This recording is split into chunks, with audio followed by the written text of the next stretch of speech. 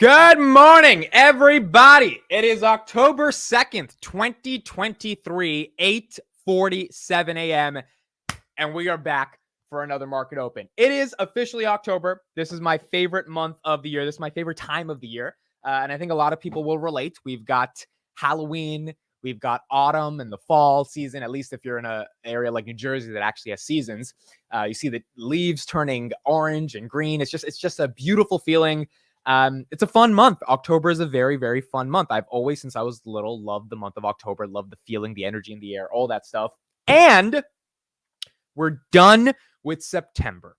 And September was not a fun month for the markets. Lots of unique catalysts happened. We're going to recap and discuss what happened in September. October tends to be a rebound from September. And if October goes the way it's gone over the past couple of years, we might see, or even really past couple of decades, October has usually been a good month.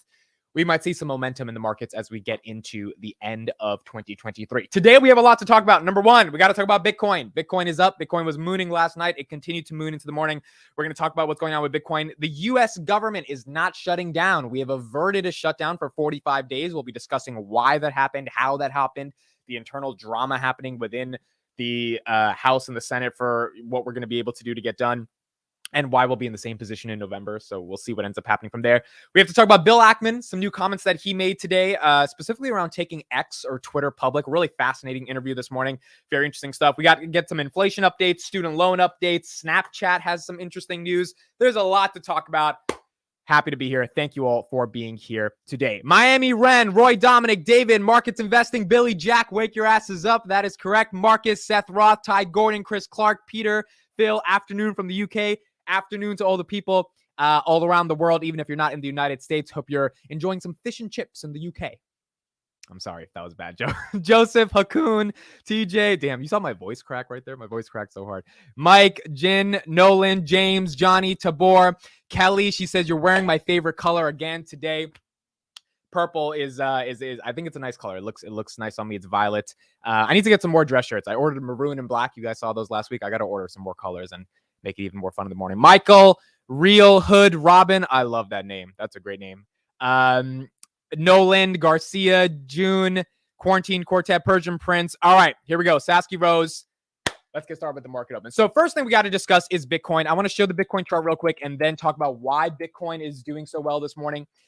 Let me know in the chat if you have Bitcoin. I think most of you guys have some exposure to Bitcoin. I have zero exposure to Bitcoin. And before you guys go crazy on me, I just don't care enough about it. Right? Bitcoin could go to 100,000. I just don't care that much about it. It's not that exciting to me. I'd rather invest with my capital into something where I can look at earnings and all that type of stuff. Bitcoin to me is a blind jump of faith. And that's totally fine to have if you have a lot of disposable capital. But for someone who does not have disposable capital, I need to actually, turn this capital into more capital. I just don't want to take the risk on Bitcoin. So as a personal decision, that's the only reason I don't have any of my portfolio allocated there. But nonetheless, I am still, I know on Finance Junkies I sound like a bear, but I'm pretty bullish on Bitcoin writ large. I think over time, it'll be fine. I don't think it has that much utility, but I think as a speculative asset, it will absolutely do well over the long term if you're in Bitcoin.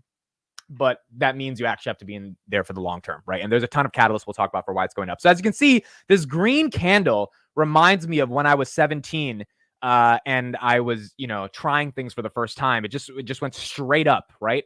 And so this green candle we saw from 26,960 yesterday around 1 p.m. ballooned all the way to 28,325 or 28,499 was the peak. So obviously, blew past the 27,000s right into the 28,000s. A couple of market analysts have it going to 31,000 as the next point of potential resistance, but that is where they see Bitcoin going. Now, why is Bitcoin potentially going there? Here's an article I want to pull up from Bloomberg, kind of describing something going on with Bitcoin and why we're seeing some of this further momentum on the asset currently. Kelly says it's too early for these candle shows. It's never too early for the candle shows. Oh yeah, we're supposed to get Tesla deliveries today. So I don't have the live update on it, but if anyone gets it immediately, please put it in the chat. I forgot the Tesla deliveries are coming this morning. That's a big deal. That's a really big deal. I totally forgot about that. All right, so Bitcoin advances to see 6-week high as new quarter sees inflows. Orbit market sees 30,000 as the next key test for Bitcoin. So we're seeing a lot more inflows into Bitcoin, something that hasn't happened before. That's one reason why the stock is up. Quote from one of the analysts, there appears to have been significant buying flows, possibly driven by the start of a new accounting quarter and by the result of moves that were exacerbated by scarce weekend liquidity. Obviously, when there's a lot of fear, which we saw Bitcoin get to 24,000, I think 2 weeks ago, there's going to be, the other part of what makes a market, which is some buying pressure, right? When things go down, some people decide to buy. Marin said she expects Bitcoin to keep advancing in October within 30,000 as the next major resistance level. The last time Bitcoin fell in the month of October was during a 2018 bear market. So since 2018, and 2018 August to December was a tough market for a lot of equities. And Bitcoin. I mean, I think, that's when Bitcoin, 2017 is when it fell from like 20,000 to 5,000. But since 2018, October's been good for Bitcoin, not necessarily been bad. It rose to, again, 28,549. It was up 5% yesterday. Another quote, we've seen increased Bitcoin buying, especially on Coinbase since September 28th, suggesting institutional demand is rising. This is spilled into altcoins like Solana and Polygon. A couple of key catalysts for Bitcoin is the Bitcoin halving that's happening in 200 days, the spot ETF approvals, rate cuts by the United States, U.S. national debt fear. In general, we're printing so much money that a lot of people that are looking at Bitcoin as a pure speculative hedge against the level of money printing in the United States as a store of value, that's a catalyst for Bitcoin. And then on top of that, Gary Gensler, when he was being questioned by Congress a couple of days ago, or I think it was a week ago, he refused to say that the SEC won't approve a Bitcoin ETF. The time before he was not investigated, but like questioned before the most recent one, he like definitively said the SEC is not going to approve it. This time when they asked him, he didn't say yes or didn't say no, which means we're seeing some more progress in the context of people, institutional investors in particular, people of more high power, deciding that Bitcoin is inevitable and eventually it's going to end up doing well at the end of the day. Again, it is a risky asset. It is speculative, but when you look at all the catalysts that are coming up, plus the depressed nature of the asset since June of 2022, and it's really doubled since June of 2022. I definitely think the catalysts for Bitcoin are there. I personally don't want to buy because I'm not interested in having my capital sit in Bitcoin. But if someone wants to speculate on this, you've got fun money to play with. I mean, there's a lot of catalysts that are setting up for Bitcoin to do well. Now, granted, I personally believe, and this is a contrary opinion to a lot of people that cover Bitcoin, I think if the US falls into a recession and like equities collapse, Bitcoin collapses. I do not think Bitcoin thrives when U.S. equities are down. And I'm not saying this ideologically. We've seen this. I mean, in June of 2022, when inflation was at the highest levels, 9.2%, Bitcoin was down at the worst levels. Like, if it's an inflation hedge, it should be at the higher levels. And I know there's counter arguments to that, but in a nutshell, right? If you're talking to the average person, if it's a hedge against money printing, it should have done well when the money printer was going berserk. So I personally, I think if the United States economy collapses, Bitcoin will collapse. But if the U.S. economy does well, then Bitcoin will do very well. And it's very likely that Bitcoin can continue to rise. The question is, buying it at 28,000, are you getting enough are you getting enough juice out of the squeeze? And this is the last thing I'll say on Bitcoin before we move on. I personally believe if you think Bitcoin's 100,000, cool. You're getting a 3x at 30K. I think there's a lot more equities in the market that can give you a 3x. Probably in a less risky way, definitively in a less risky way than something like a Bitcoin. Like Bitcoin getting to 100,000, totally possible. But if I'm only investing for a 3x, now if you tell me Bitcoin's $1 million, I'm like, sure, yeah, that's a great investment from 28,000, but that's not happening anytime soon. So you're basically at that point holding this. I'd rather hold Tesla for like the next 20 years than Bitcoin. So I mean, to me, if it's for like logically, if it's for a 3x, there is no part of my mind that's like, I want a 3x from Bitcoin because there's so many other equities. I think SoFi can 3x. I think SoFi can go from $8 to $24 before Bitcoin goes to 100. So just the way I can sort of conceptualize it. Futtbucker says it's not an inflation hedge. Yeah, I've never seen it as an inflation hedge. I see it as a great speculative asset, but that's pretty much it. Peter Girardi, thank you for the $4.99 super chat. Means a lot. Thank you, Peter, for that super chat. Kelly says, agreed. It's no longer a hedge. Used to be, but now it just seems to follow the market. 100%. It follows NASDAQ and follows growth stocks. When they go down, Bitcoin goes up. Or when they go down, Bitcoin goes down. When they go up, Bitcoin does go up as well. All right, let's move on to the next topic, which is inflation. We got our girl. You know who I'm talking about. We got our girl, CNBC. They heard me talk about her on the morning open. They know how much I like her. And they were like, you know what? We gotta have you come on so that Amit has some more content that he can show from you. Gabriela Santos, ladies and gentlemen, let's see her thoughts on inflation. She thinks it's coming down pretty soon, which I agree with as well. Let's see what she has to say. Santos, the new chief market strategist for the Americas at JP Morgan Asset Management. There's other, okay, this is out of the way temporarily. and now we can be back to worrying about all the other things that we've been worrying about. And one of them, I think, questions. And the main one we're getting is, can the US avoid a recession forever? And the answer is no. The good news is, it seems to us, the higher odds are for a soft landing over the next 12 months. That doesn't mean there are no recession risks. And we do think they're elevated versus what's normal, about 20% recession odds. That means to us that the third quarter is kind of the high water mark for growth. It's looking like it'll be pretty strong when the print comes out. And from here, we slow down, we see risks building. The shutdown, it seems like we've been avoided at least for 45 days, but we're still talking about this month. We go back to paying student loans. We've got these elevated interest rates. So we do expect a softening in the growth pace, and eventually for a recession to happen, be it 2025 or 2026. and you point out. So she thinks 2024, we avoid the recession, which I think is, in old definitions, is the soft landing that we're talking about if the recession happens later. But if 2024 ends up being an amazing year, undertones of an election year, then it might not be the worst time to buy risk assets. We're at the sticky phase, maybe, of inflation, where it gets harder, which means, why would anyone think that the Fed, if there isn't a recession, why would they cut rates at anytime soon? That's actually one where we would say that we would fade these concerns that inflation is sticky around 3%. We actually think the Fed can hit their 2% objective. Really? Faster than they think they can. So by the end of next year, they think it'll take them until 2026 to do so. And that's really just because we expect this normalization in spending. That should normalize services prices. And more broadly, there's a lagged effect to come through for rent and for auto-related prices. Remember, 2/3 of Supercore is just auto leases, auto repairs. That's why we're watching the risk of the UAW strike. But if it doesn't expand too much, then you should see those auto prices come down. So ultimately, I think the conversation around the Fed is certainly a lot has changed around the first rate cut. We no longer expect it to happen in the first quarter, but we do expect it to start by the middle of next year. And most importantly, to be faster than the Fed expects once it begins. Do you think there's any chance that we go a point higher as far as rate hikes in the next year and a half, 2 years? So based on our evolution of the data, so a slowdown in growth from the 3Q watermark, inflation coming back to 2%. No, we do not think that is necessary. Do we stay here or do we go down? We hope we stay here this year and we don't do an additional hike, but there is a nearly 50% chance that it could happen November, December. But most importantly, we're almost done, and we're really but higher for longer now. Rate cuts.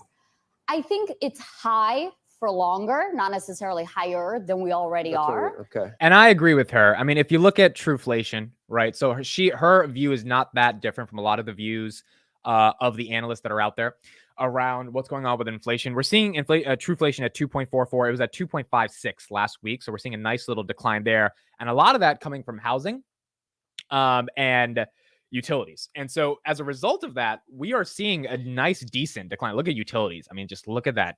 Look at October. It's just taking a nosedive going in from September. And housing, obviously, we all know the story around supplies hitting the markets, and eventually these things are going to have to come down. Canada's housing market is also in a very interesting space right now. I actually want to share a tweet from one of my buddies last night, Tevis. He tweeted something really interesting. He actually is in Canada. And this is similar to what we heard last week when we had a Canadian analyst from RBC come on CNBC. So Tevis says delinquencies are up 87% in Ontario. Renters are going on strike. 43% of the Canadian residential mortgages had an amortization period of longer than 25 years. And 20% of TD, BMO, and CIBC's mortgages are in negative amortization, which is $130 billion. The Canadian housing bubble is bursting big time. And this is similar to what an analyst said on CNBC last week around the nature of certain ETFs that are a proxy to the Canadian market starting to show signs of weakness, because This market just can't keep up the way it's been keeping up over the past couple of years. And the same thing's happening in the United States, except in the United States, people are willing for some reason to pay higher prices.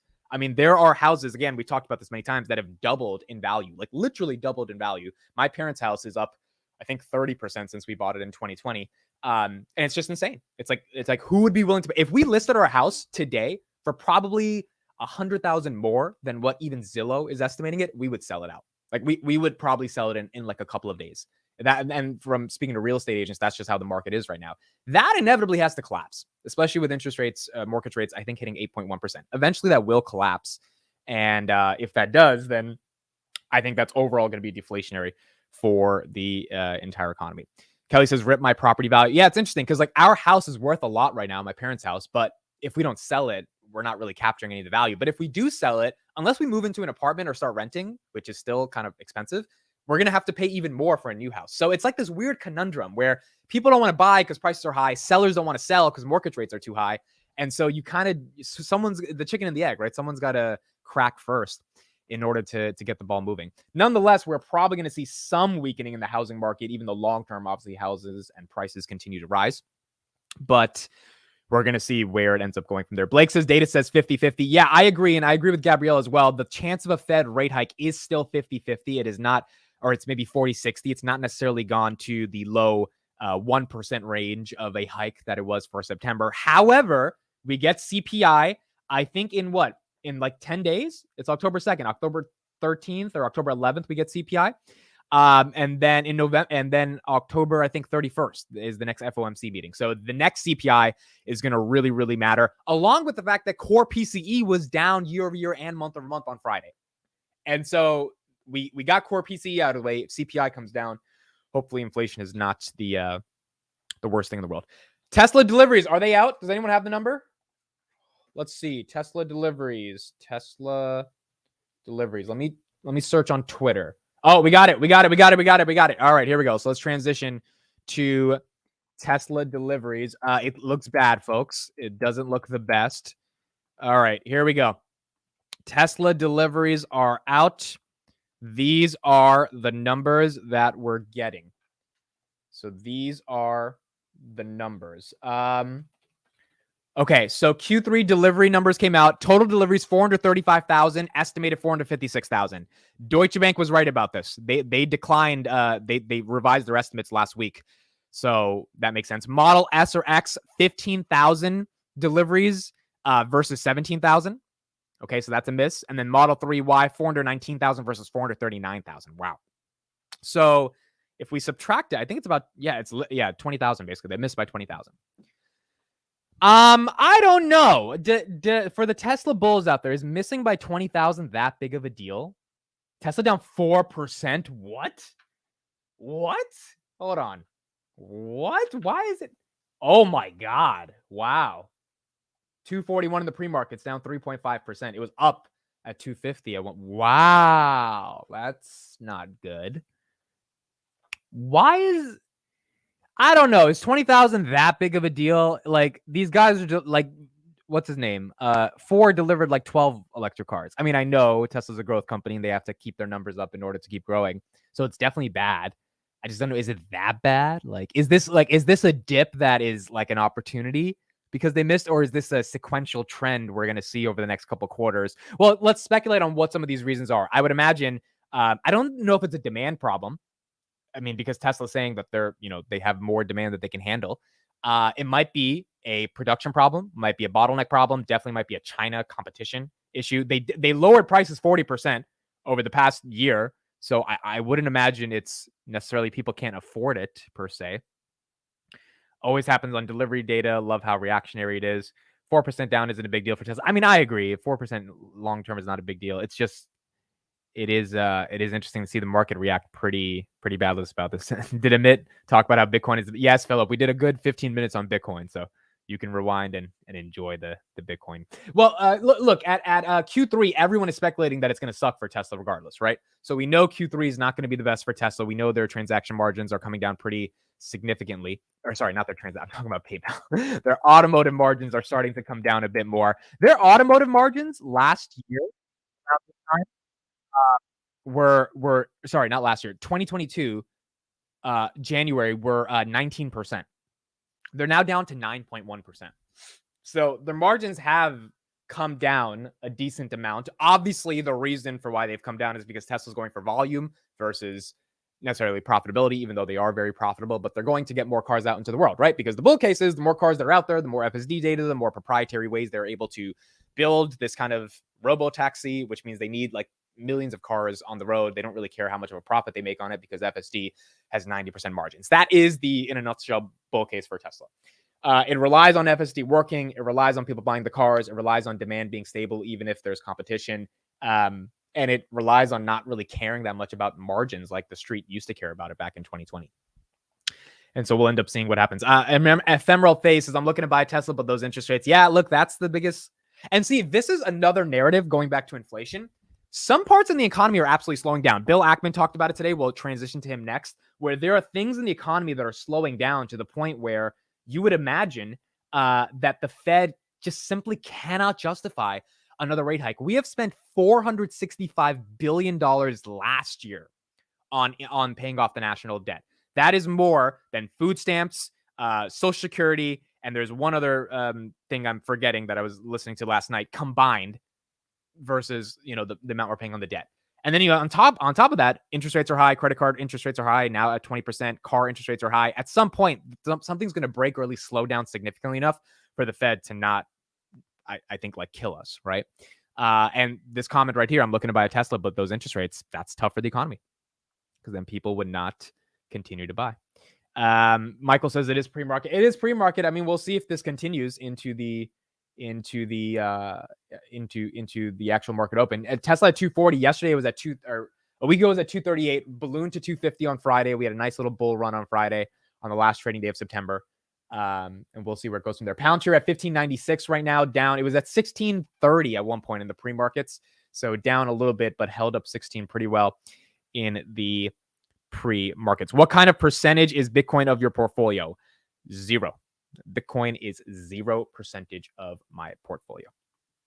Maybe, again, look, I think my argument is not that bad, bro. At 28,000, if I expect it to go to 100, I'm not buying Bitcoin for a 3x. I'm sorry. I'm just not doing it. If you got in Bitcoin before 28,000, then that's great for you. I'm happy, but I'm not buying it for a 3x. And quite frankly, I don't see Bitcoin going to 100,000. And maybe I'm wrong.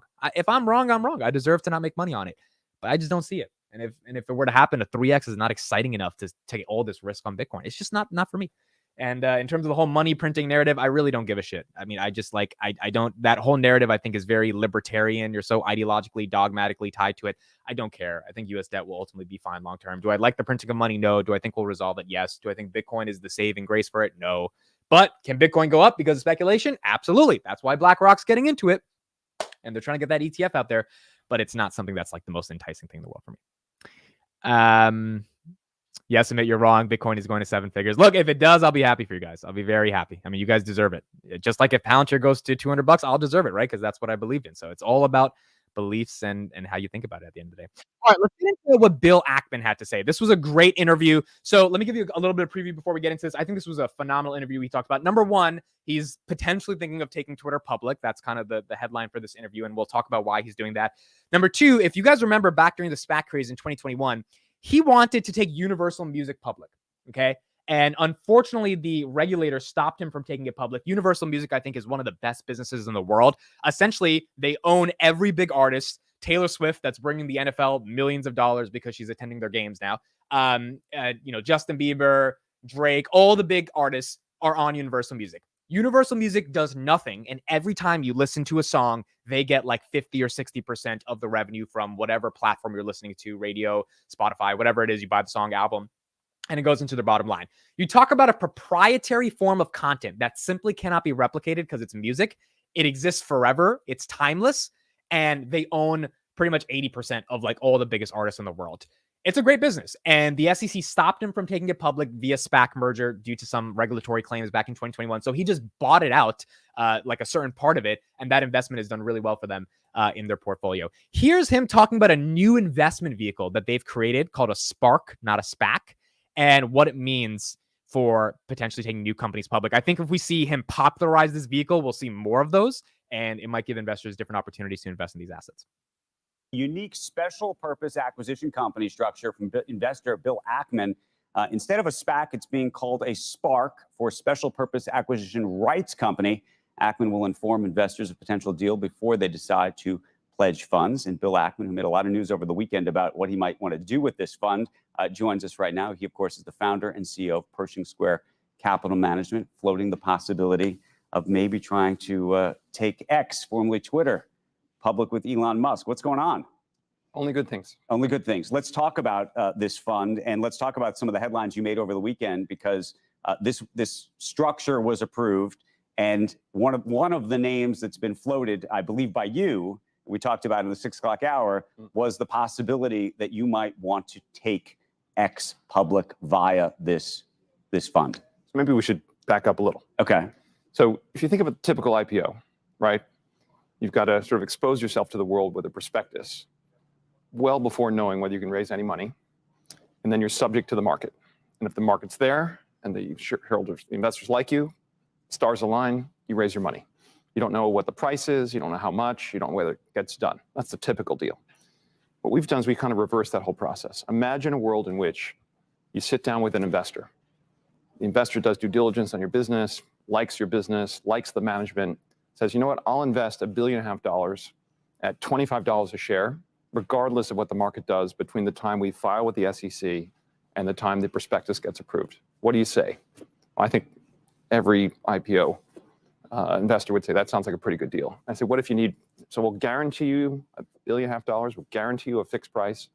And by the way, if you need more, we have a whole bunch of other investors who've, like us, who've invested alongside us before, and they're going to get to invest at the same price. What do you say? And that's what we call Pershing Square SPARC Holdings. Right. That's what this new fund effectively. It's not a fund. It's really a structure.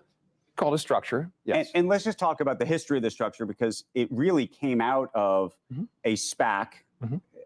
Dare I say a challenged or even a failed SPAC, if you will, which was an effort to buy Universal Music, effectively blocked of sorts by the SEC. You ended up still buying that stake in your fund itself, which has been, I believe, a successful investment. It has been, yes. But explain what the SPAC to SPARC piece is, because the SPAC piece has a lot, I think is got a bad name. It's got a bad name. Sure. So the story here is we set out to create a much better version of a SPAC, what we called Pershing Square Tontine Holdings.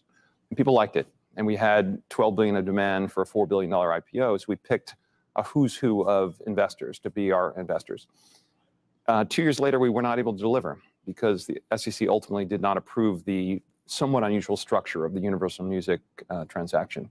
So what we said to them at the time is we said, look, apologies, not a great outcome for us, but we're going to give you a ticket to a new party. We have a much better idea for how these entities should be structured. You returned all the money, though. Returned all the money. But you gave them, you returned the money. And we gave them a ticket. Gave them a ticket. And the ticket said, when we get this thing approved, what we're calling SPARC, you get to be the first in line. And so the approval that happened on Friday, in effect, enables us to distribute these rights to shareholders. And they won't trade unless and until we find a great business to buy. We negotiate a deal. We enter into a definitive agreement at a fixed price. We commit, Pershing Square funds commit, say $1 billion. And let's say the company wants to raise $5 billion. We commit $1 billion. Right. We set the rights price. There's 61 million of these rights. Each one can buy 2 shares. So think 122 million rights. Want to raise another $4 billion. We set the price at, let's say, $35 a share. So the company now knows they're going public. They now know the price. And so the first public disclosure is we're going public. We know the price. We know we're raising the minimum amount of capital we need. And then we file with the SEC. We get the prospectus approved. We do a little roadshow, and then the rights begin to trade, and people can invest at the same price as us. There are no underwriting fees, and there's none of the typical risks of an IPO. So I know it sounds a little speculative, but let me just break down what he said. Basically, if the stock's going public at 25 a share, it's set at 25. Ackman and his fund are putting up $1 billion to $2 billion. They're holding it for a decade. They're looking for companies they can hold for a decade. And then the underwriting of that, people, pay Goldman Sachs and stuff to underwrite it. Goldman Sachs is not required to actually hold the stock. Ackman is. And so it's a really unique way of taking a company public with a lot of sort of guarantees around what the price will be, and then let the market determine what the price is after those guarantees are made. enter this idea of X. So one of the things you told the Wall Street Journal over the weekend was that you would be open, absolutely, you said, to using this vehicle, if you will, to take X, Elon Musk's, formerly Twitter, public. Right. The history here is they were writing an article about my tweets they've been working on for a couple of weeks. And then when they saw this filing, I think they decided to, well, they certainly asked me the question, would we use this kind of vehicle to take X So how interested public? are you in taking X public? The answer- You invested, I should say, in Twitter when Elon Musk bought it, correct? Yes, the Pershing Square Foundation made a very small investment relative to the size of the deal, $10 million in a $40 billion deal. So and nothing. would you like to buy it? So the answer is I have a lot of respect for Musk. I think Twitter is a really important platform. I think he's made tremendous improvements to the platform. And I think it's a unique, very difficult to disrupt kind of asset, and one that could, grow. And he's obviously going to pursue different lines of business. So I think it's quite interesting. I don't have information on how the business is doing. I have no idea whether he has any interest in doing something. Have you spoken to him about it? I have not. So this is just... They asked me a question, would you consider it? The answer is absolutely, because I like the business, I like Musk, and I think it's important. He's got a lot of debt on that company. Yes, and that's where this structure is 13 interesting. billion. It would be hard today to try to do a $13 billion IPO, let's say, to pay down debt. What's interesting here is we could commit Pershing Square $2 billion to a transaction, set the rights price, they're $121 million, right? Set it at $100 a share, and announce a transaction. He knows he's going public. He knows he's raising $2 billion, which certainly helps. And then we tell the story, and then the rights holders have a chance to decide whether to invest. As long as the rights have positive value, if they're trading in the market for $1, they're all going to get exercised. And the IPO raises $13 and $13 billion. And the investors are a who's who of, if you go back and look at the people we raise capital from, just look at the 13F list for Pershing Square Tontine Holdings, it's a who's who of institutions, family offices, as well as a million retail investors. So, I mean, that's a really interesting thing that he's talked about there. Number one, he talked about this new investment vehicle called a Spark versus a SPAC, which I think is actually makes a lot more sense than a SPAC. And number two, the idea that Twitter could go public. I personally do not think Elon would opt for something like this, which I think would be the best way for Twitter to do an IPO if he did go this route, because it would take away control from him. As a private company, he doesn't have to report anything, doesn't have to, really worry about how the public markets react. But if the advertisers don't come back and that $13 billion in debt continues to be pretty difficult on the company, I think he would definitely be interested in something like this. Now, if they can get to profitability, which Linda Yaccarino, the CEO, said that they can get to in Q4 2020 or Q1 2024, then maybe that $13 billion in debt, people forget there's $13 billion in debt on Twitter that's under Elon's name, is not as big of a deal. But if they could raise $13 billion from an IPO, if he could buy the company, show so much innovation and improvement, which I think we can all agree in the past, 10 months, Twitter has innovated more in the past 20 years. And then they take it public and they raise $13 billion and they pay off all the debt and Twitter has a clean start. I don't know, man. Like, that's not the worst idea in the world. The problem is you're a public company now. And if you're a public company, then, you have to deal with all the ramifications of reporting numbers, being public, all that type of stuff. Twitter is also rolling out gaming. Elon shared a video of himself last night, like literally streaming a video game on Twitter, which is just insane to see the amount of different sort of features that are coming out on Twitter. Let me just share this real quick. I mean, this looks like it's Twitch, but instead it's X. Like, there he is right there. Ah, come on. Like, it's crazy.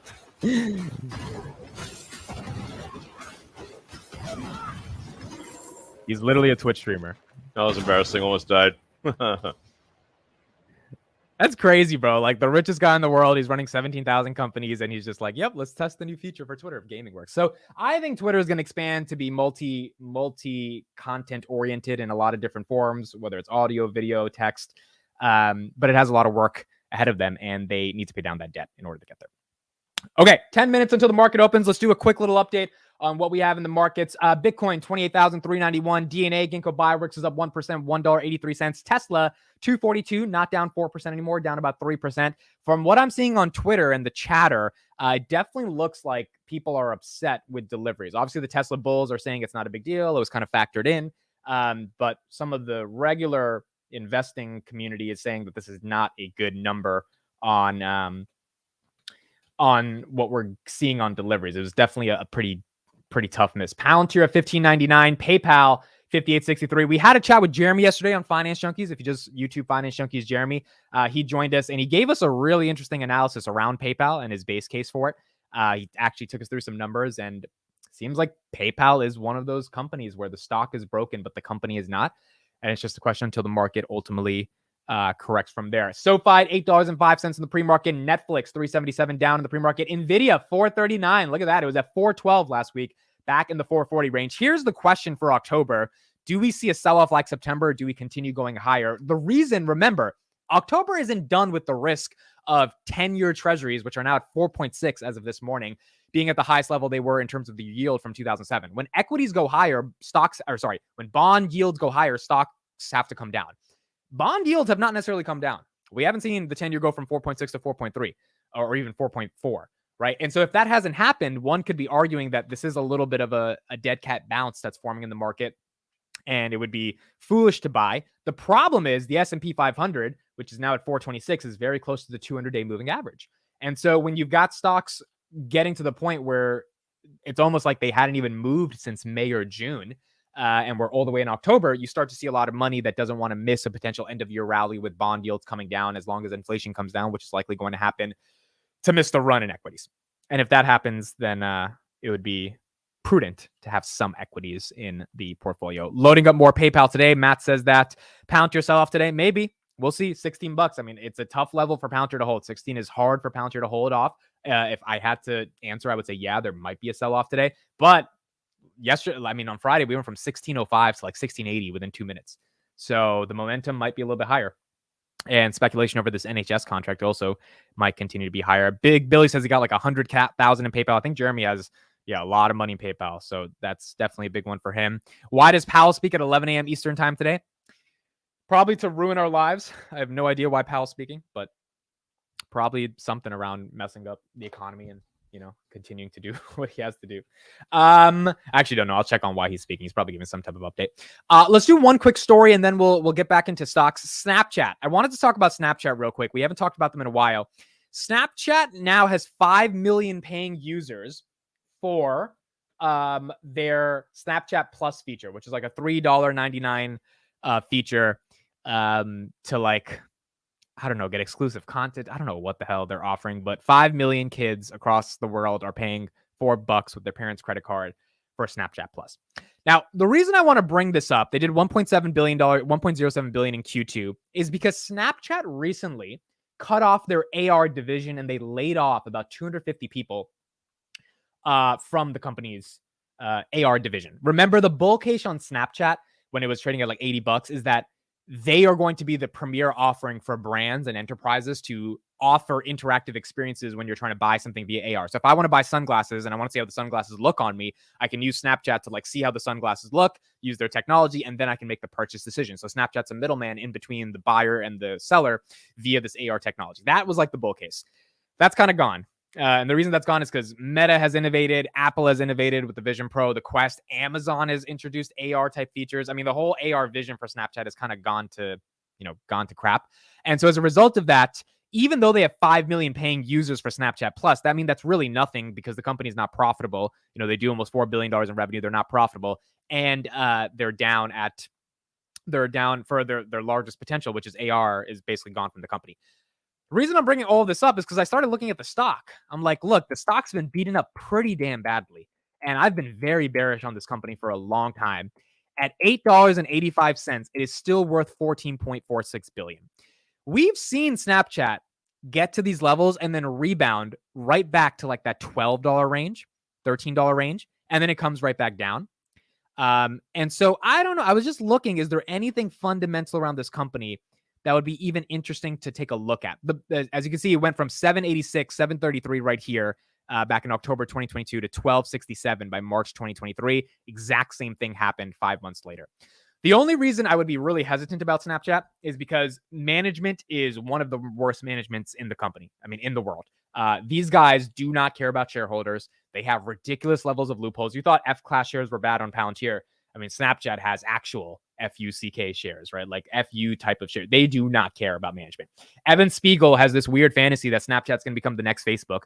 And so He has never wanted to sell the company. He's wanted to convince investors it's going to still be a big thing. The problem is the demographic are 13-year-old kids that don't have spending power. And so the ability to monetize at scale just isn't there. They're growing their daily active and monthly active users. They're at 397 million daily, 750 million monthly, but all those kids can't buy anything. And so it's just not the most interesting thing in the world, even though it does seem like it's down. Kelly's saying, so you're saying swing trade it. That's what I was thinking. And every time I think of like, you know what, at $8, it's pretty depressed. Could I get a trade back to 12 and get a swing out of it? I just remember that management genuinely hates shareholders. Like they do not like shareholders. And at a $14 billion market cap, that's still think about it. They went public in 2017. It's still unprofitable. Interest rates are at 5.25%, and they have not transitioned to make the company profitable. Every company. I mean, Palantir got profitable for goodness sake. SoFi is going to be profitable in the next 7 months. And Snapchat still hasn't figured it out because they can't generate a profit because it's a very difficult business model to navigate. They're also paying these like teen influencers millions of dollars to keep posting on the product, and they're not getting an ROI, kind of like Spotify paying for the exclusive podcasts. And so I think it's hard to kind of judge it at the end of the day. Kelly says they need to figure out how better ways to monetize so much potential. Yeah, I mean, look, when you got 750 million people using the product, I think there is a lot of potential as well. But I think that potential is in an acquisition. I mean, I think Google would buy it immediately. Facebook would buy it immediately. The question is what premium they would be willing to pay. And Evan Spiegel hates Google. He hates Facebook. That's why on Snapchat, you can't even like anything. Like they don't even show you the number of likes you have because the founder has this ideological dogmatism around, oh, we want to be the social platform that doesn't care about followers and likes. And like, give me a break, bro. The only reason people post on this shit is because they want an audience. So his whole utopia of like people feeling good about themselves, posting on Snapchat and not caring about followers, it's absolute dog shit. It doesn't matter. Because if that's the case, you wouldn't give a cost per impression metric to your advertisers because you could go tell your advertisers, hey, well, it doesn't matter that we only had 15 impressions. It's like about the feeling people get when they see the ad. It's like, no, like we got to care about actual numbers when we talk about this stuff. And so that's why Snapchat, I think, is in a depressed position. But maybe some more research on it could potentially tell if there's a swing trade next to it. All right, we got about a minute and 10 seconds until the market opens. This is going to be interesting. Again, if you're just tuning in, Tesla deliveries are out. Tesla is down about 2% in the pre-markets. Reason being is because deliveries came in 20K lower than expected. Maybe that is a dip for people to buy. Maybe that is some more pain we see as the market continues to open. e.l.f. Beauty is now on the watch list. We talked about this with Jeremy last night. This stock is up like 700% in the past couple of years. He really pointed out some good things about the fact that, like, if you just looked at the videos in 2016 that were going viral, like 10, 20 million views on YouTube reviewing e.l.f.'s products, it was a really easy thing to see in terms of how the company could eventually turn that virality into sales. And so this one's on the watch list. The problem is it's at a 45 PE, which is tough to pay, but it is growing to justify it. I just don't know if it's growing enough to continue justifying it. And we'll see how it turns out. NASDAQ at 13,219, S&P at 426, PayPal at 5846. In about 10 seconds, we are going to see how the market reacts to the first day of October trading. All right, here we go. Thank you all for being here. October 2nd, 2023, 9:30 a.m. The stock market is now open.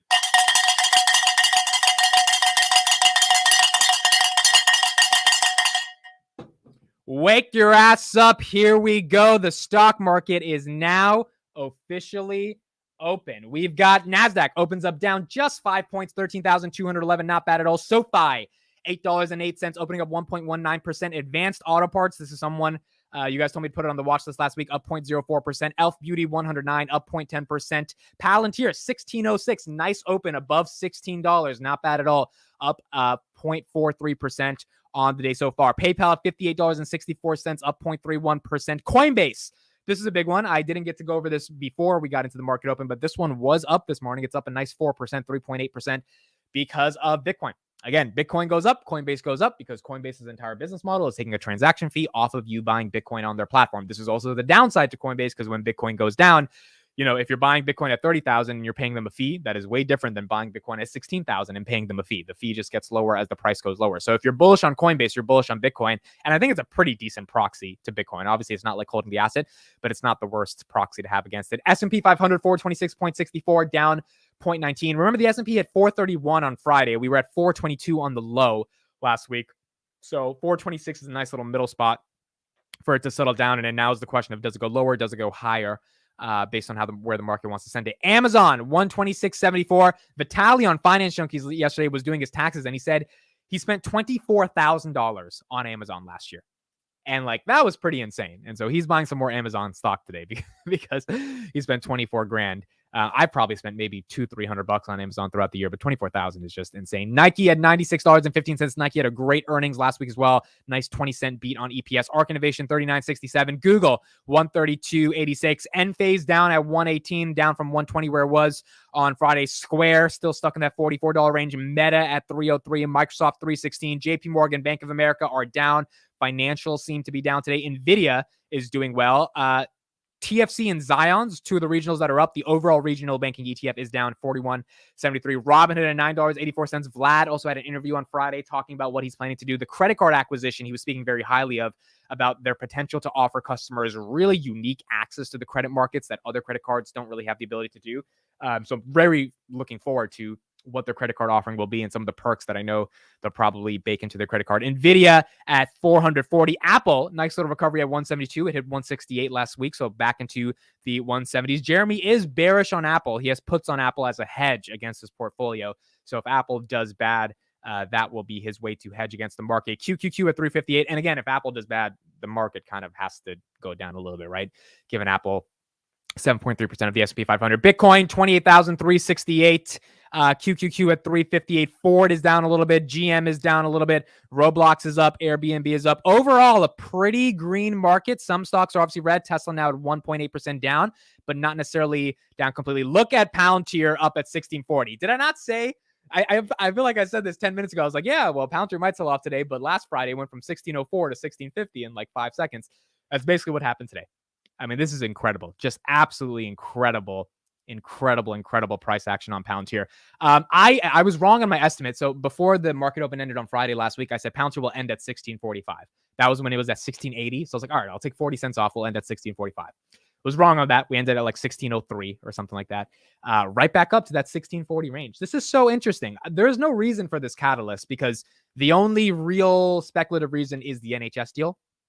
And that's still speculation, right? That hasn't been confirmed yet. But if we're going to know in the next 15 days, then I guess it is a proxy that the market is looking towards as a reasonable bet to be making on Palantir. Again, if we get that deal, it's about $600 million.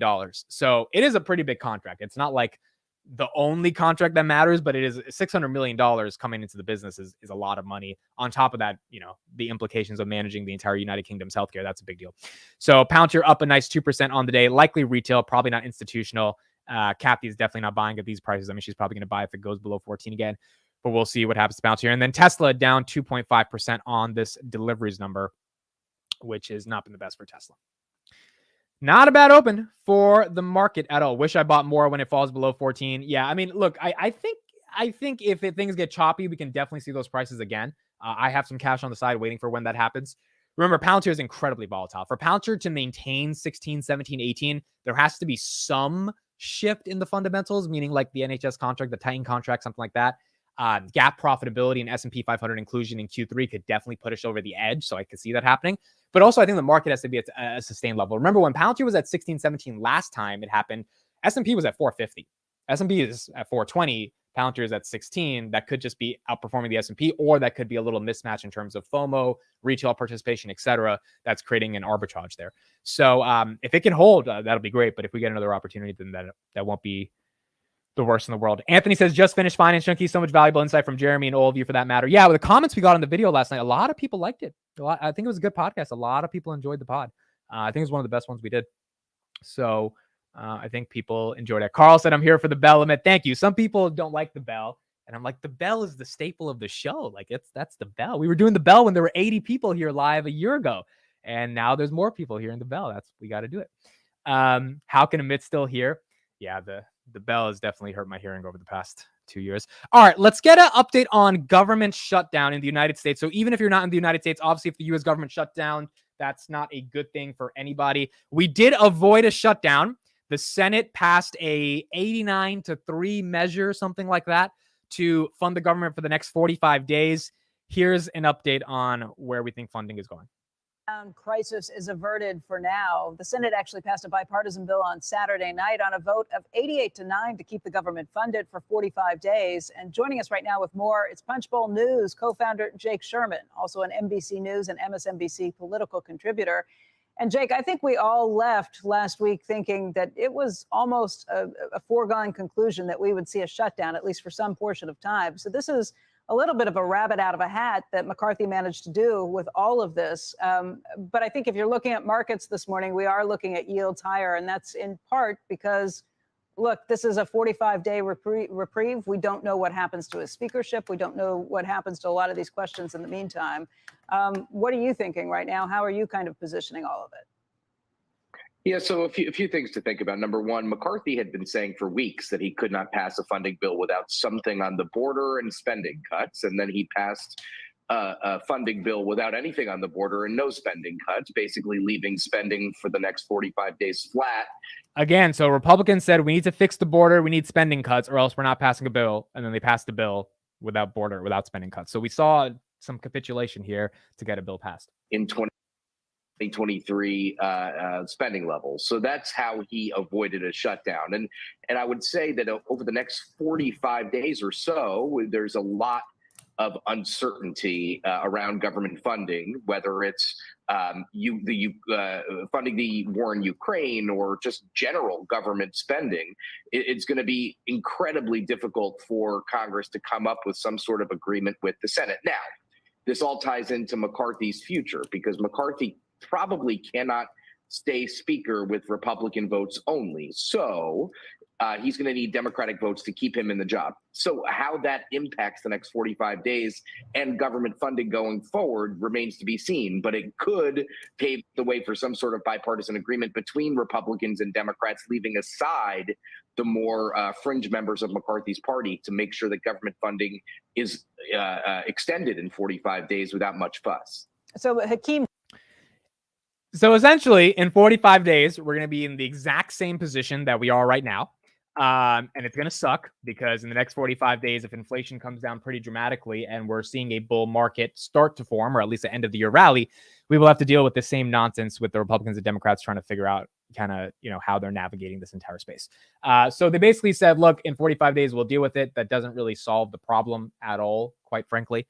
But it does give us a little bit more waiting time. And I think that's what the government tends to do. They tend to just like push things off until the end, until, it really hits the fan. So we'll see what happens, but we'll also see if anything unique can come in terms of, remember, Republicans want the border shut down, Democrats want Ukraine spending. Those two things they have to find some negotiation on in order for it to continue to go from there. All right. I am going to be doing a buy right now live on the stream. We haven't bought this in a while, actually since 2 weeks ago. So let's buy it live right now. Robinhood. Beautiful, beautiful little Robinhood. Robinhood right now, $15, $20 call option debit spreads.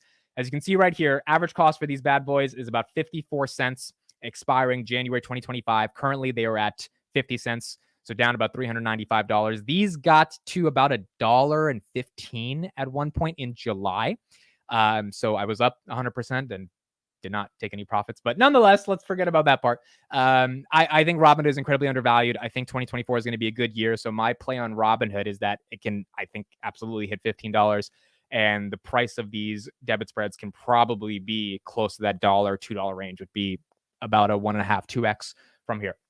So let's put it in order. This time I'm going to press open because last time I did this for SoFi, I pressed close and no one said anything. And we're going to do about 5 contracts. And we want these guys at 49 cents each. So about $49 each. So that's $245. And we're going to review that order and we're going to put it in. And we'll see if it fills. Maybe it fills, maybe it doesn't fill. Right now, the order got placed. And if it fills, we'll get it in at 45 cents. I did buy 7 more of those last week. So right now I have 86 of those contracts, about 4,300 in current market value. And we'll see how it plays out from there. I can hear Vitaly just screaming, just buy the stock, not options. Yeah, I mean, look, the stock is fine for Robinhood, but at the end of the day, Robinhood, remember, Robinhood to me has never been a long-term investment. It's been a more speculative trade on the idea that the market is going to have momentum, and when the market has momentum, Robinhood does really well. So it's at $9 right now. You look at Robinhood at $9 or $9.80. If Robinhood goes to 12 or 13, because the average cost of these spreads are at 50 cents, last time it was at 13, it was at $1, right? And so those double pretty instantaneously versus buying Robinhood at $9 and then it goes to $11 and then I'm up like 10, 15%. So it's more of a speculative trade on me in that perspective. But we'll see where it goes from there. There's opportunities like PayPal and Amazon, and you're buying Robinhood spreads. Remember, if PayPal and Amazon go up, Robinhood is likely going to go up as well. PayPal is in the fintech space, Robinhood's in the fintech space. And if PayPal and Amazon are going up, that means the larger market's probably doing well. That means Robinhood's going to do well. You also have to look at the undervaluation on some of those levels. I have PayPal spreads, and PayPal spreads are fine, but Robinhood is just a little bit cheaper than a lot of those companies right now. So we'll see. Look, I like Robinhood. Also, Robinhood's a great proxy to Bitcoin. A lot of people are talking about Bitcoin's a phenomenal proxy, or Robinhood's a phenomenal proxy to even understand Bitcoin, because Robinhood has, I think, a whale that has $3 billion worth of Bitcoin on the platform. There's just like an immense amount of catalysts. And I personally love the direction the company's going in terms of how fast they're innovating. So as long as we have a decently good market, Robinhood's going to have strong transaction volume, and that's going to lead to more GAAP profitability, more transaction revenues, and Robinhood should be fine. But we will see. It is obviously still a bet on Robinhood.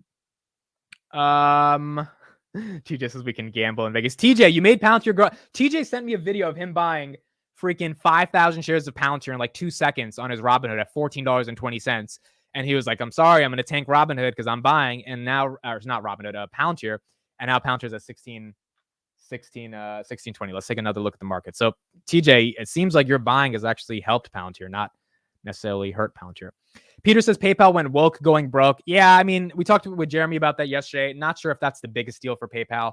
I don't know if they're going to go broke because they went woke, but also I don't know how much people genuinely care about the whole woke thing around PayPal. Tesla recovering a nice chunk, 1.22% down.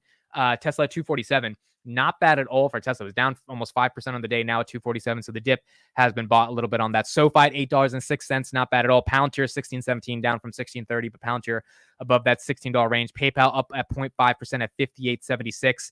NASDAQ 13,280. Green on the day, up 61 points. S&P 500 427. Coinbase at 78. Robinhood at 982, up 0.10%. NVIDIA, look at that. NVIDIA up 3% on the day, up 445. Breaking through that 430 level. And Bitcoin continuing to do well, 28,406. It's not bad. We're seeing some momentum, seeing a little bit of momentum. Palantir now at 1624 as well. What woke thing did PayPal do? Essentially, they said they were going to like check who's buying what on their platform and like what you're spending on. It was something like that. And that pissed off a lot of people. So that wasn't the best for PayPal. All right, let's do another update in the Bitcoin world, but this time around FTX. Sam Bankman-Fried is currently still under investigation, and new reports have come out about how his parents played a role in the entire saga. Let's take a look at this and see what's the latest update around Sam Bankman-Fried. Bankman-Fried set to kick off tomorrow. It is, of course, a trial, some degree of cryptocurrency. We'll see the FTC founder and former CEO facing 7 counts of fraud after the collapse of his crypto empire. Next guest has been following the fallout closely, sat down with Bankman-Fried and his family. Her latest piece uncovers the unique relationship between Bankman-Fried's parents and how they played a role in all of this. Here with a preview of what to expect as the trial begins. New Yorker staff writer Sheila Kolakdar. Good morning to you. Hi, good morning. It was a fun story. You talk about the role of the family and you talk about the role of these parents. They've not been charged in this case, and I've always been curious. Do you think that they would be, or what do you think their real role was in this? Because there was a suggestion in the piece that they had some kind of role, but not necessarily that you put it all the way there. Well, I think their most important role regarding Sam was the way they raised him, which was pretty unique and interesting. He was treated as a genius, very special, intellectually precocious kid from the beginning. And they are both very accomplished themselves. They're professors at Stanford Law School, huge bodies of academic work that both of them have produced. And they really went out of their way to kind of cultivate his intellectual gifts as a kid. And he ended up growing up in an environment where he felt like he was very smart. The world would care a lot about what he had to say and what his contributions were going to be. And to be perfectly honest, I don't think they intervened too much with what he was doing. Certainly at the beginning of his career, they really felt confident that he was going to find some very important calling and pursue it. So I think you could make the argument that maybe they should have intervened more early on. And well, the question is, should have they known to intervene, and could have they? You know, you went on a walk or a hike with his mother, and if I remember, there's a quote in the piece that suggests that she could never really see him doing anything wrong. In some ways, you describe the way you like a lot of parents to make their kids feel in terms of making them feel special. Everybody wants to feel special. Sound But the question familiar? is, when does it get pushed too far? Well, that was one of the most powerful moments I experienced with his parents, is because, I mean, I'm a parent. I think probably most of us here are parents. We've all been shocked by things our kids have done. And I certainly remember as a teenager, my parents being a little startled to discover certain things that I was doing. So I was fully expecting her to tell me, when I first read about this, I was stunned. I went to my son and I said, Sam, is any of this true? And it was remarkable to me that she told me she never even had to do that. She never Could you imagine your son stealing like billions of dollars from investors and customers and just going up to him and be like, Sam, is this really true? Like, bro, this is an insane story of just like complete privilege and not like, it's just bad parenting at the end of the day for a kid to grow up like this. confronted him and said, did you do any of these things? But they also benefited financially, which is the other issue. Right. All of us may have been surprised by things our kids have done. None of us have benefited so enormously financially from those same mistakes or They certainly- fraud, yeah. outright fraud. Yeah, no, you are right. They certainly did benefit financially, and I would say socially and in their other activities. I mean, Barbara had a political action committee that was very successful, but that received support from Sam and his coworkers. And of course, Joe was directly working at the company for a time. Right. I mean, to go back in time and put it in their perspective, I do think that at that time, they felt that their son was this incredibly successful multi-billion-dollar tech mogul. And the idea of taking certain things from him was perhaps not completely outrageous. Look, that is kind of crazy, man. If your son ends up becoming a tech mogul, FTX was worth 32 billion. I think Sam was worth like 5-6 billion or something like that. You kind of think, well, he made it. Like he figured it out. You kind of probably think you're the best parent in the world if you raised a tech mogul who became a billionaire at 30 years old. I guess you don't think that much about like, it's not that easy to become a multi-billionaire at 30 years old. He did it in the span of 4 or 5 years, unless you do some shady stuff. And so I don't think the parents thought about that way. Let me know in the comments when your parents ever confronted you about something that you did that you thought was fine, but they hated it. I got confronted by my mom once because I copied another kid's homework in class because like I didn't do the homework and I just like ended up copying it. And somehow my mom found out. I don't know how. And she confronted, she was like, did you copy a kid's homework? And I was like, yeah, maybe. I was like 7th grade. I was like, I guess for like some stupid assignment.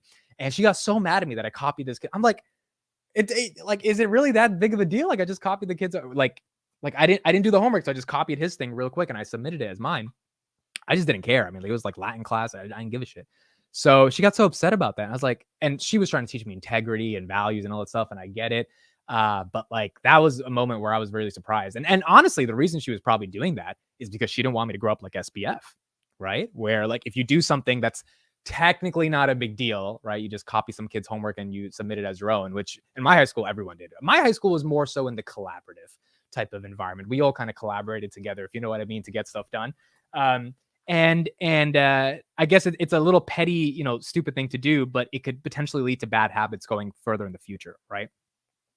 Anthony says I accidentally downloaded corn onto the desktop. My dad confronted me about this same situation, and I didn't even know what corn was at the time. So this was like 2005. We had an HP laptop, and I was like, it wasn't me because I don't know what this was. But my dad, I was like, I don't know what this is. So someone did it in my house, and it wasn't me, but I got blamed for it. Nonetheless, I mean, it's not copying, it's collaborating. Yeah, man, it was such a small little assignment, and somehow she got mad about it. But at the end of the day, she was trying to teach me ethics, to like not do this type of stuff and like to be more, to have more integrity about this. And I guess SBF never had that moment in his life where parents just like confronted him about the bad shit he did. And actually, said, hey, this is not the best thing in the world to do. You missed out on opening up $1 billion company because you copied. Yep, I would have been a billionaire by now if I did it. While you guys are putting that in the chat, Rivian update. So while Tesla missed on deliveries, Rivian ended up producing some decent deliveries. They produced third quarter electric vehicle deliveries on track to produce 52,000 EVs in 2023. They delivered 15,000 vehicles during the period, up 23% from the second quarter. Obviously, 15,000 is nothing in comparison to Tesla's 430,000, but Wall Street cares about perception and rate of growth, and it seems like they're growing pretty strong, up 23% year over year. They expected 14,000 vehicles, so they beat by about 1,564 vehicles. They did fall, and their share is 4% of the pre-market, but not bad at all. They produced 16,000 vehicles, and they delivered 15,000. So not bad at all for Rivian. I know a lot of people are getting more excited about Rivian and Rivian stock, and if it's kind of the next kind of EV play against Tesla. I haven't done as much DD as I need to do into Rivian to know about that, but not bad on the delivery estimates for Rivian. Now, instead of copying homework, you copy Chris's. Yeah, I'm never going to be able to get out of Chris's shadow. There's so many people that message me that are just like, well, this is just what Chris is doing, right? I'm like, well, yeah, I guess. But, to be honest, the reason I don't care about being in Chris's shadow is because I'm not that good at finding the best opportunities in the market. Chris is. And so if he can find something undervalued and he does all the hard work, then I just have to be like, yeah, guys, I think Google's a great opportunity.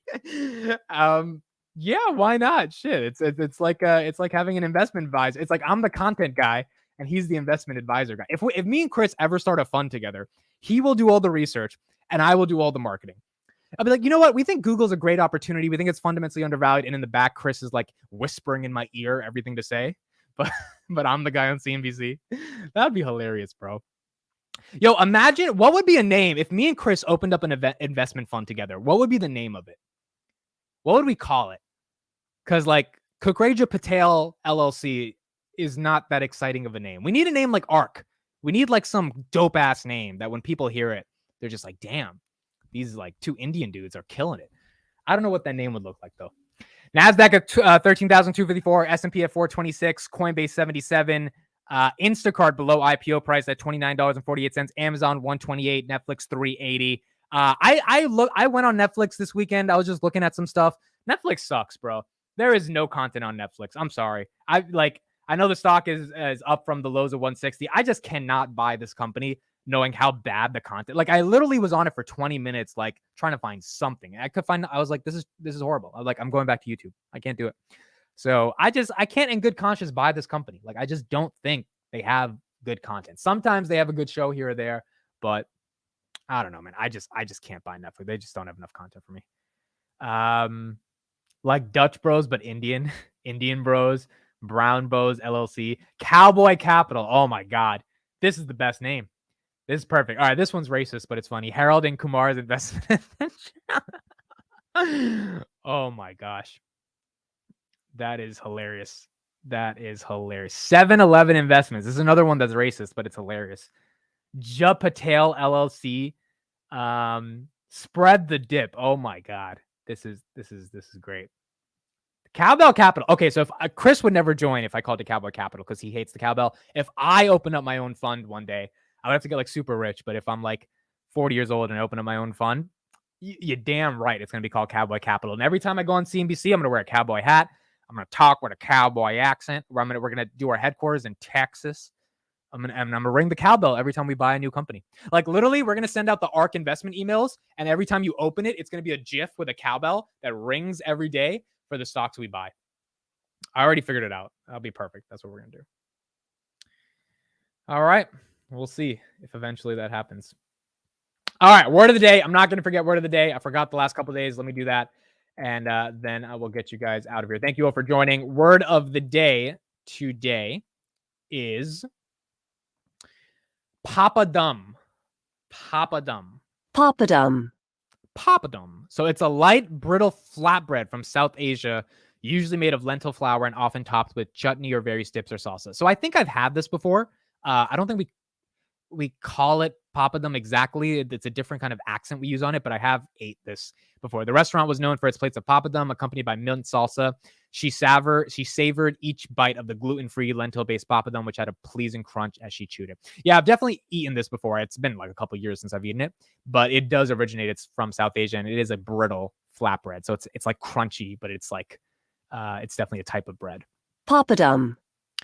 Papadum. All right, that's the word of the day. Papadum. That's it. Thank you all for being here. Papadum Capital. Maybe that should be the name. Main headlines: Bitcoin is up, inflation's coming down, Tesla deliveries are down. Tesla right now, stock is recovering a little bit. Tesla down 2%, so not down 4% anymore. And Palantir at 1622, up 1.34%. Not a bad day. Got a green market, and we'll see where things go from here. Thank you, everybody, for joining. I appreciate it, and I'll see you tomorrow on A Market Open. Bye, everybody.